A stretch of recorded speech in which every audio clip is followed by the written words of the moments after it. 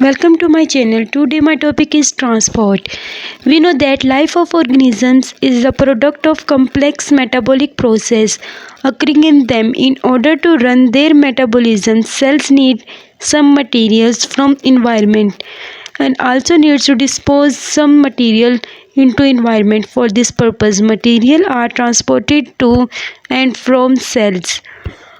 One method of the movement of a molecule is diffusion, but it is alone cannot fulfill the needs.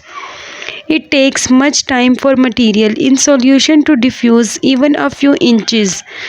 For the molecules of material, diffusion can work only in unicellular and simple multicellular organisms because every corner of their body in the close and direct contact with environment. In complex multicellular bodies, cells are far apart from environment and such bodies needed a comprehensive system for the transport of material. Transport in plants. Water is vital to plants' life. It is necessary not just for photosynthesis and turgor, but much of the cellular activities occur in the presence of water molecules. Internal temperature of plants' body is also regulated by water.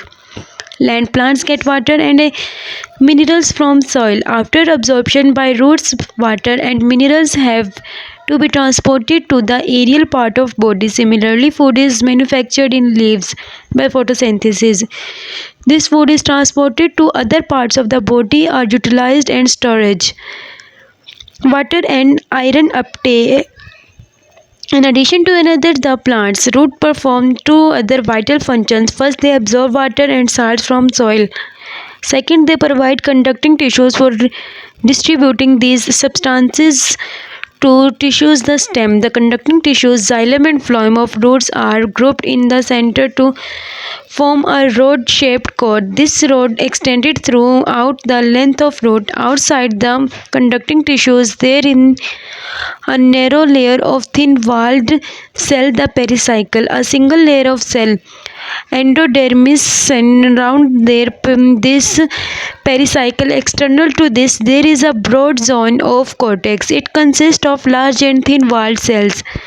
Cortex is bounded on outside by a single layer of epidermal cells. Root also have clusters of tiny root hairs, which are actually the extension of epidermal cells. Root hair provide large surface area for absorption. They grow out into the space between soil particles where they are in the direct contact with water. The cytoplasm of root hairs has the higher concentration of salts than soil water, so water moves by osmosis into the root hair. Salts are entered root hair by diffusion or active transport. After their entry into root hairs, water and salts travel through intercellular spaces or through cells via channels called plasmodesmata and reach cells tissues. Once in xylem, water and salts are carried to all the aerial part of plants. Transpiration is the loss of water from plant surface through evaporation. This loss may occur through stomata in leaves, through the cuticle present on leaf epidermis, and through special opening called lenticels present in the stems of plant cells. Most of the transpiration occurs through stomata and is called stomatal transpiration. The mesophyll cells of leaf provide large surface area for the evaporation of water. Water is drawn from xylem into mesophyll cells, from where it comes out and make a water film on the cell wall of mesophyll. From here, water evaporates into air spaces of the leaf. Water vapors then diffuses from air spaces towards stomata and then pass to outside air. Opening and closing of stomata.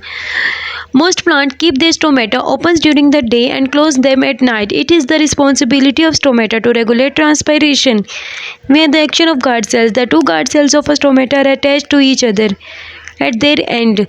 The inner concave side of guard cells that enclose to stomata are thicker than the outer convex lens sides. When guard cells get water and become turgid, their shapes are like to beans and the stoma between them opens. When guard cells lose water and become flaccid, their inner slides touch each other and stomata closes. in guard cells is responsible for the opening and closing of stomata. Recent studies have revealed that light causes the movement of potassium ions from epidermal cells into guard cells. Water follows these ions and enters guard cells. Thus, their turgidity increases and stomata open. As the day progresses, guard cells make glucose become hypertonic, so water stays in them. At the end of the day, potassium ions flow back from guard cells to epidermal cells, and the concentration of glucose also falls. Due to it, water moves to epidermal cells and guard cells. Low turgor, it is causes the closure of stomata.